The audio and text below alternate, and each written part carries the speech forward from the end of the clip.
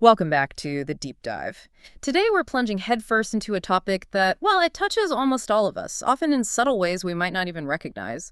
Perfectionism. But this isn't just about, striving for excellence or needing things to be just right. No, not at all. We're going to peel back the layers, really uncover the hidden forces that shape how we see ourselves, our actions, our whole sense of worth, really. Exactly. It's a deep dive into the very human experience of demanding more from ourselves, maybe more than the situation actually needs. Right.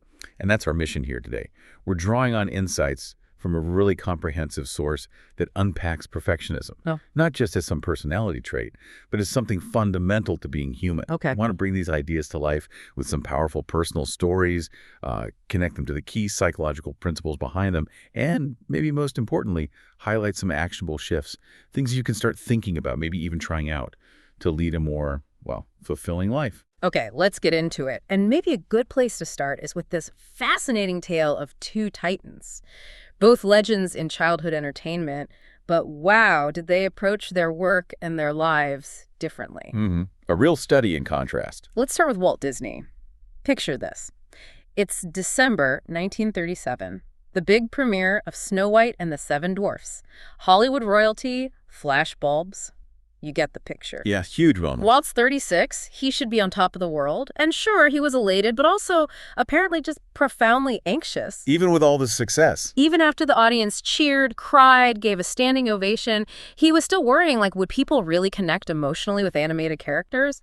He'd spent months pushing, scraping, trying to get that just right feeling. He truly believed if the movie failed, he failed. Wow. So the movie was him in his mind. Exactly. It was an extension of himself. And that drive, it led to some pretty astonishing micromanagement, didn't it? Oh, unbelievably so. We're talking notes like, have the hummingbird make 4 pickups instead of 6. Seriously, that specific. Yep.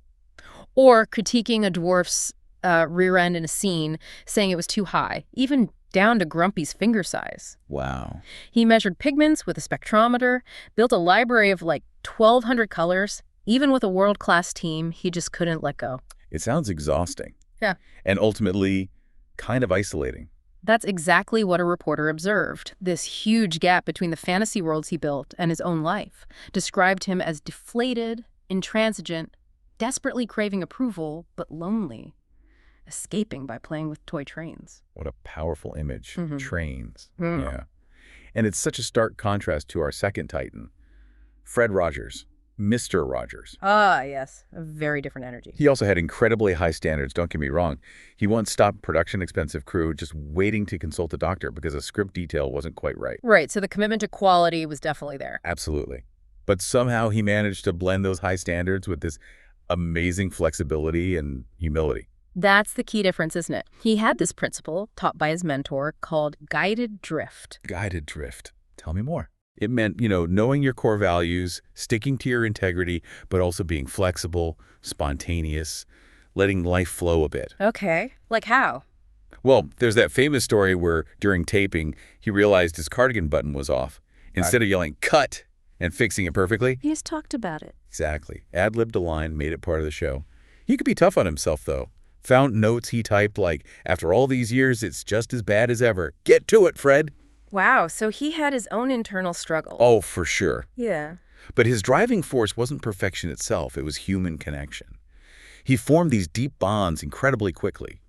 Remember Jeff Erlanger, the boy in the wheelchair? Yes. Such a touching moment on the show. Rogers connected with him instantly. Jeff later introduced him at the Television Hall of Fame. Right. And he even connected deeply with Coco the gorilla. Coco hugged him, took off his shoes, like she did in the show's opening. That's incredible. It wasn't about approval for him. It was about what someone called an unashamed insistence on intimacy, building a life on connection, not control. So, two giants, Disney, driven, brilliant, but ultimately isolated, needing approval. Rogers, just as intense, maybe, but focused on connection, flexibility, intimacy. And as you're listening, maybe think about which one resonates more with you.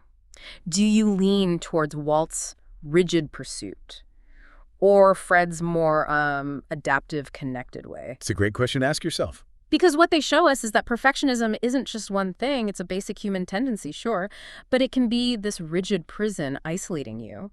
Or it can be more like a flexible guide, actually helping shape your worth and relationships positively. Right. So the question isn't if you feel it, but what kind of perfectionism is showing up in your life? And, well, where does it even come from? Yeah, where does it start? Well, it's complicated, as these things usually are. It seems to be a mix, really. Partly our innate wiring, our temperament, partly the family environments we grow up in, Yeah. and partly these larger cultural forces that surround us. That innate wiring part definitely hits home. The author of our source material, she describes herself as having this over-persistence trait right from birth, said she was like a battering ram during her own labor. Ah, well, there you go. Some of it might just be built in. But beyond genetics, family environments play a huge role. Think about parents, often meaning well, who might be overly anxious or maybe too helpful. How does that lead to perfectionism? Well, it can inadvertently teach a child that mistakes are, like, really dangerous or unacceptable. It's sometimes called the anxious rearing dynamic. Okay. There was this study at Macquarie University, 9-year-old Charlotte copying shapes. Her mom, Kylie, was told to be chill. Close enough is good enough. But other moms, they were told to crank up the pressure, What did that look like? pointing out every little flaw, reminding the kids of negative consequences, even taking over the drawing sometimes. Yikes. You can see how that would create anxiety. Exactly. And you see it in real life, too. Like Isabel, a mom who felt she was overmanaging her daughter's play kitchen. She was convinced her own anxiety was screwing up her child, even though her intentions were good. Okay, so that's anxious rearing. What else happens in families? Then there's this dynamic where approval feels conditional, contingent on performance. The you get love if you achieve model. Sort of. Take Milo. His parents were supportive, kind, but they gave him $20 for an A, $10 for a B. That's contingent approval. He also felt these unspoken expectations, like sticking with swim team long after he wanted to quit just because his mom was so into it. That's subtle pressure. Right. Or in more extreme cases, Yeah. like Ivan in communist Bulgaria, his father died young. His mother saw Ivan's success as the family's only path forward. So her love, her entire emotional state, basically depended on his performance. Intense pressure, Making a diamond, as they say, but maybe a damaging kind. perhaps. And then there's a third pattern, the social reaction dynamic. This often happens in chaotic or abusive homes. How does that shape perfectionism? Children in those situations often develop this fierce independence and self-reliance just to cope, to survive. Take Katie. Moved in with her dad and stepmom at 8. First day, her stepmom slapped her. Oh, no. For 8 years, she faced abuse, including really controlling things like her stepmom drawing lines on food containers to monitor exactly what she ate. Katie learned obedience, deference, just to get through it. Later, she became incredibly independent. A survival skill that maybe doesn't serve her as well later? Exactly. Those coping mechanisms can make trust and connection really difficult in adulthood. So, genetics, anxious rearing, conditional approval, reactions to chaos. A lot starts at home. Definitely. But then you step outside. And the whole culture piles on. Pretty much. Think about this culture of evaluation we're swimming in. Social media likes, star ratings for everything from restaurants to airport bathrooms. Yeah, it's everywhere. Constant measurement. It fuels endless comparison. Then add the pressure to live your best life. Well-meaning maybe, but it implies just being isn't enough. Right. Expectations are sky high. Totally. Like, way more high schoolers expect to graduate college than actually do. Creates this huge gap between expectations and reality. Leads to disappointment. And finally, that don't worry, be happy vibe. It can make us intolerant of negative emotions. Feeling bored, sad, awkward. Suddenly feels like something's very wrong. So higher expectations can actually make us feel worse when reality hits. Often, yes. So the big picture here is that perfectionism is this complex mix. Genetics, upbringing styles, anxious, conditional, reactive, and these broad societal pressures. They all push us to internalize these demanding standards and often leave us feeling, well, not enough. That feeling of not enough, it really fuels that voice inside, doesn't it? The inner critic. Oh, absolutely. It's relentless for many people. I think of the story of Adam, the coder. He gets stuck, frustrated, and immediately it's internal rage shutting down, and his thoughts, idiot, what's my problem? Well, notice how it's all about him being the problem, not the coding task being difficult. Exactly. He's evaluating himself harshly. It's so easy to fall into that trap. But what if, instead of self-evaluation, we just focus on task-focused information?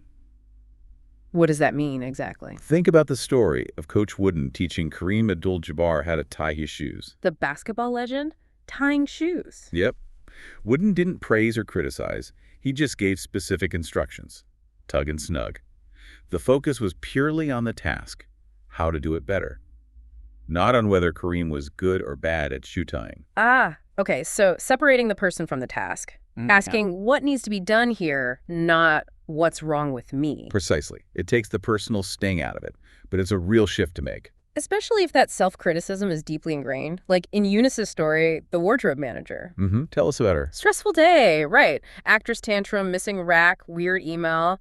She ends up binge eating. A coping mechanism under stress. Yes, but then it spirals into intense shame. She starts texting her boyfriend horrible things like, why are you with me? You could do so much better. Wow, turning the pain inward and then outward. And it turns out her mother's style was all about strong and harsh feedback. Believing criticism made you better. Eunice internalized that. So the self-attack feels almost productive. Yep.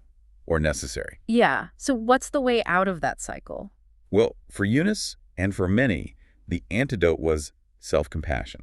Being kind to yourself when you mess up sounds hard. It can be, but it's not about letting yourself off the hook necessarily. It's about acknowledging the pain without judgment.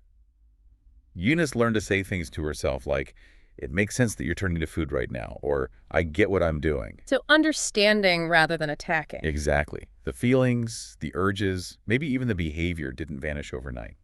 But her response to them changed. Less shame, less spiraling. How does that look practically? Self-compassion. It can be really simple. Just kind words, easy on yourself, it's okay. A physical gesture, like a hand over your heart. Or just giving yourself permission to rest, to slow down, to not be perfect. Treating yourself like you'd treat a friend. Treating yourself like a friend. That's a good way to put it. It connects to this other idea, accounting for your brain. Ah, yes. Tell us about that. It comes from Jesse Crosby's story. As a kid, shooting a BB gun, he noticed it shot a little to the right, a little too high. Okay. He didn't decide he was a terrible shot. He just adjusted his aim, accounted for the gun's tendency. Calibrated for it. Right. And later, as a psychologist, he applied that to himself. If his brain had certain tendencies, he didn't see it as something fundamentally wrong with him. He just learned to calibrate for it. Like the author did after professional appearances. Exactly. Even if everyone else said, great job, her brain's first reaction was often, this was not good. She learned that's just her brain's default setting, not objective reality. She accounted for it. So recognizing the automatic negative thought without necessarily believing it. Yeah. Understanding it's a byproduct, not a verdict. So the takeaway here feels like, yes, the inner critic is loud, but we can shift. From self-blame to task focus. From harshness to self-compassion. And by accounting for our brain, we stop taking its negativity so personally. Beautifully put. It's about working with our tendencies, not constantly fighting them. Now, what about when the criticism feels like it's coming from outside? Ah, the outer critics. And the pressure to please them. Right. This can show up as other-oriented perfectionism, where we hold maybe unconsciously really high standards for other people. Like the Steve Jobs story with his niece. Oof, yeah. That was brutal. At dinner, telling his 12-year-old niece, Sarah, she can't even eat, her voice is awful, she should figure out what's wrong with herself and try to fix it. Just devastating public criticism. Wow. That's incredibly overt, but it can be subtler too, right? Like Kara's mother. Exactly. Her mom's criticism was covert. Banging dishes to signal she wanted help, or saying, is that what you're wearing? Yeah. This unspoken message being, go change. That passive-aggressive stuff can be just as cutting sometimes, and when there's no empathy in those moments. It just shreds relationships. Lisa Brennan Jobs, Steve's daughter, tried to tell him and her stepmom, Lorene, how lonely she felt in their family. She just wanted them to say goodnight to her. A simple request for connection. Yeah. And after this long, painful silence, Lorene's response was just, we're just cold people. Oh my God. That lack of empathy is chilling. It really highlights how damaging that can be. And beyond these individual interactions, there's this broader cultural thing, socially prescribed perfectionism. What's that exactly? It's the feeling that everyone else has impossibly high expectations for you. It puts you under immense pressure. Think Bruno Mars tracing his intensity back to performing for tourists as a kid, feeling he had to please everyone. Or Eugene, the guy who apologized constantly. Yes. Sorry to take up your time, even when he was paying for therapy. It was like a preemptive defense against expected criticism or devaluation, even when none was coming. That fear, it leads right into people-pleasing, doesn't it? Like Lizette with her roommates. Tell us about Lizette. Good friends, but the roommates were messy, loud, inconsiderate. Lizette couldn't bring herself to confront them directly, used hints, tried to pretend things were fine. Avoiding conflict at all costs. Totally. And when she finally had to tell them she was moving out, the stress was so intense she actually dissociated, just checked out mentally. That's a powerful illustration of how people-pleasing is a safety behavior. You're trying to control others' reactions to avoid disapproval. But the cost is you lose yourself, your own wants, your own voice. You feel selfless. So what's the way out of that? Dealing with outer critics, stopping the people-pleasing. Well, psychologist Harriet Lerner suggests a powerful antidote. Disclosure. Sharing your own vulnerabilities, your own problem. Instead of always being the strong, capable one. Exactly. It creates an equal dynamic, saying, here's what I'm struggling with, signals trust, and invites real connection, rather than positioning yourself as the helper or the one who has it all together. So vulnerability builds trust. It really does. Because those external criticisms, overt or subtle, and that constant pressure to meet expectations, they lead to isolation, to losing yourself and trying to please others. Real connection, authentic vulnerability, that's how you break free. Okay, so breaking free, that feels like the goal. Moving away from just performing and towards something more meaningful. Precisely. And a huge part of that is shifting from labels to values. Labels, like being the smart kid, like Carter. Yeah, Carter was the golden boy from his small town, got into his dream university. Yeah. But that smart label, it became a box. When he struggled with hard classes like linear algebra, he started thinking, maybe I'm not that smart. The label dictated what he felt he had to be. Right, it limits you. So how are values different? Values, according to acceptance and commitment therapy experts, are fundamentally different. They're freely chosen. They're intrinsically meaningful. You care about them even if nobody knows. They're within your control, not dependent on outcomes or approval. And they're continuous, like a compass guiding you, not a destination you arrive at. Okay, that makes sense. How did Carter make that shift? It clicked for him when his girlfriend got sick. He chose to take care of her, getting Gatorade, missing plans. It wasn't duty. It felt like a choice. Why? Because it aligned with his value of being a good partner.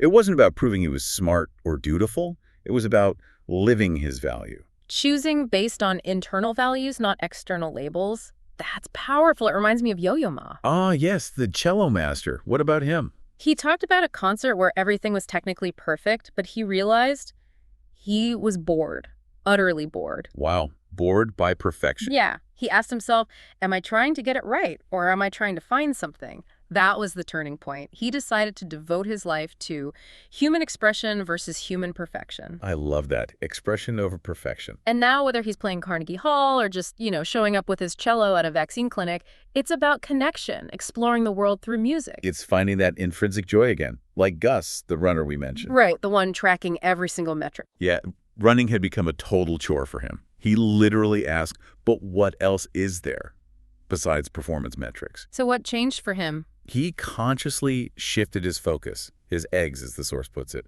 from the performance basket to the connection and enjoyment basket. Started running without tracking anything, just focusing on the feeling.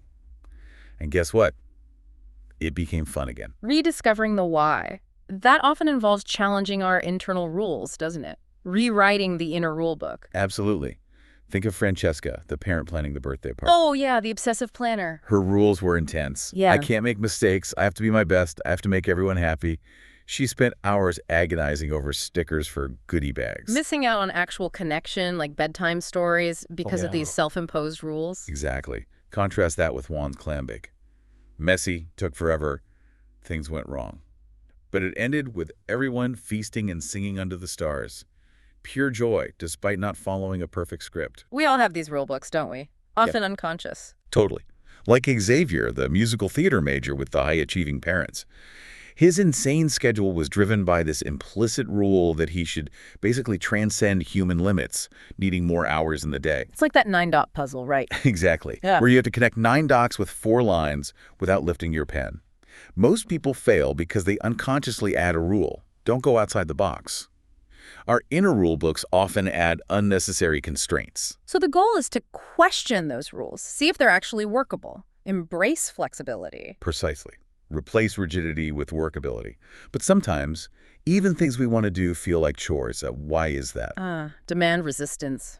Like Ben finding his old art supplies. What happened with Ben? He got excited. I'd love to draw again. But instantly, his brain turned it into a to-do list. Get exercises, buy an easel, find a class. Suddenly, fun became obligations. Or Camilla seeing the rainbow fridge on Instagram and feeling she had to organize her fridge that way, even though she doesn't even meal prep. Why do we do that? Turn potential joy into a demand. It's often this demand sensitivity turning into demand resistance. We feel overwhelmed by the perceived have-tos, even self-imposed ones, and then we resist and procrastinate. Like the author neglecting her email. Yeah, it felt like a huge burden, but when she reframed it not as answering emails, but as connecting with individual people, the resistance eased. It became a choice, linked to a value, not just a chore. Reconnecting with the why again, finding the value or interest underneath the should. Exactly. So this whole section feels like it's about reclaiming choice.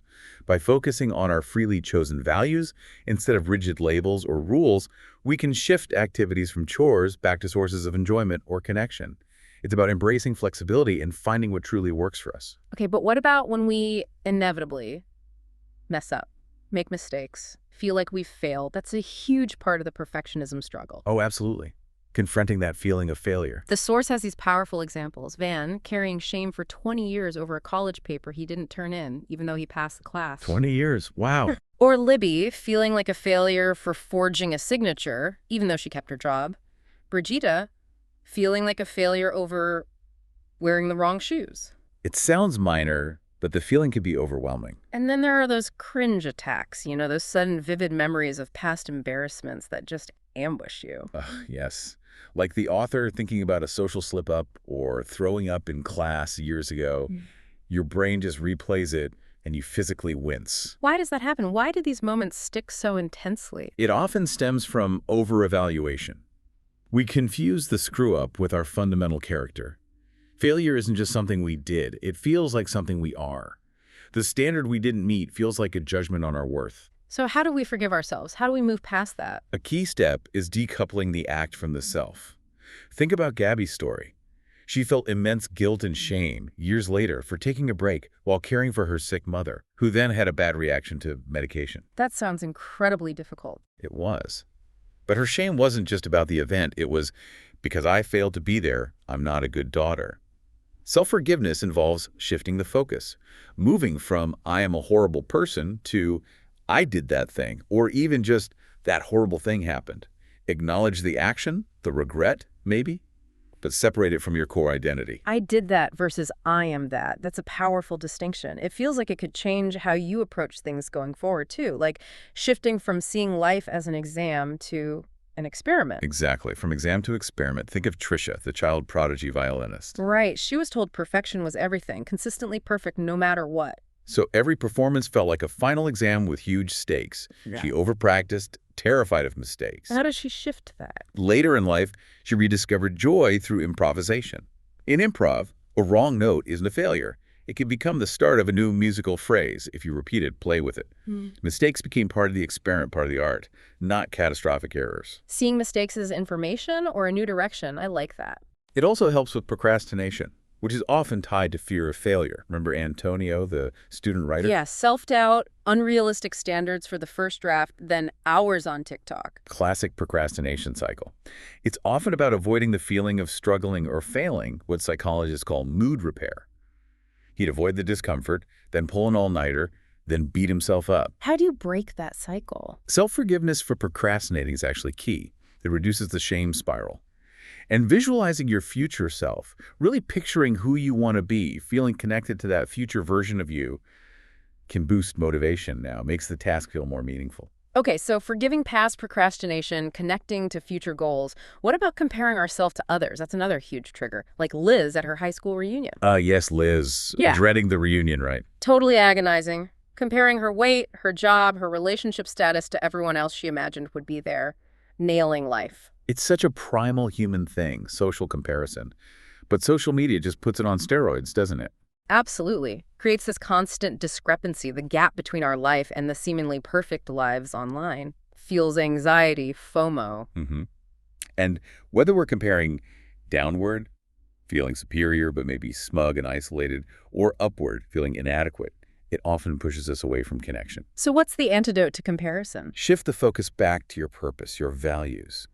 Like Hassan, the former big man on campus who felt lost after high school, he stopped chasing external validation and reconnected with his passion for hip-hop, something intrinsically meaningful to him. Find your own lane, basically. Exactly. And instead of isolating out of shame or inadequacy, do the opposite.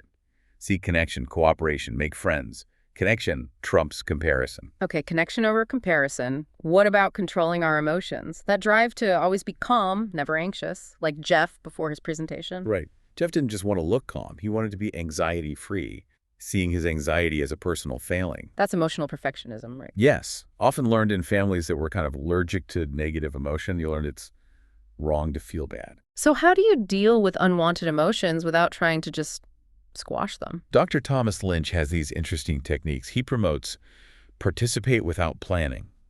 Like, have a whole class suddenly flap their arms like chickens or yell tomato. It sounds silly. A little bit. But these brief, unexpected, slightly goofy shared moments signal social safety. They break the rigidity.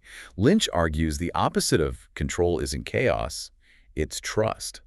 Trusting you can handle emotions. Trusting you can connect, even when things aren't perfectly smooth. Trust over control. That's a big shift. And it leads right into being authentic, being real on the outside. Yes, and the key there is disclosure. Sharing who you really are. Like Jamila, who had friends but felt disconnected. Because she was always trying to be appropriate, hiding her real thoughts and feelings. That perfectionistic self-presentation, only showing the shiny parts, actually makes other people anxious and leaves us feeling lonely. So how do we disclose effectively? Just spill everything? No, not necessarily. Good disclosure is usually sustained over time. It's reciprocal, back and forth. It feels personal, and it often escalates gently in vulnerability. Okay. Like using conversational doorknobs. Exactly. Yeah. Those little openings that invite more sharing, or the match plus one idea. Yeah. Match the other person's level of vulnerability, then maybe go just a little further yourself. It builds trust gradually. It's about letting ourselves be known incrementally. That's the heart of it. Embrace mistakes as human. Forgive yourself. See life as an experiment, not an exam. Beat procrastination and comparison by focusing on your values and connecting with others. And build authentic relationships by moving from rigid control to trusting, vulnerable self-expression. And Jamila actually did this, right? Had that breakthrough. She did. After studying hard with someone, she just confessed her regret, wishing she'd studied less in college and spent more time being dumb with her friends. Yeah, that's pretty vulnerable. It was. And her study partner immediately shared her own regrets. It led to this amazing 2-hour depth conversation. Jamila didn't even care about the midterm anymore. Connecting felt more important than perfect grades. That's fantastic. Cheese fries and connection over cramming. What a journey we've taken, eh? From Walt Disney's lonely pursuit of perfection to Fred Rogers' deep embrace of connection and all these incredibly human stories along the way. It really maps out a path from that rigid perfectionism towards a more fulfilling, authentic way of living. It really does. And the core idea that keeps coming through for me is learning to embrace the whole package deal of being human, accepting that mistakes, self-criticism, feeling overwhelmed, it's not a sign you're failing, it's just part of a rich, messy, real life. And maybe, underneath all the striving, the deepest wish of perfectionism is actually quite simple, quite beautiful. Just wanting to be safe, accepted, and connected, unconditionally, without having to constantly perform or prove ourselves. Yeah. Which leads us to a final thought, something for you to really sit with. If you didn't need to do better, if you had absolutely nothing to prove, if you didn't have to work any harder, basically if you truly knew deep down that you were enough exactly as you are, what would you be doing with your one life? It's a powerful question. If what happens next was entirely up to you, what would you choose to do?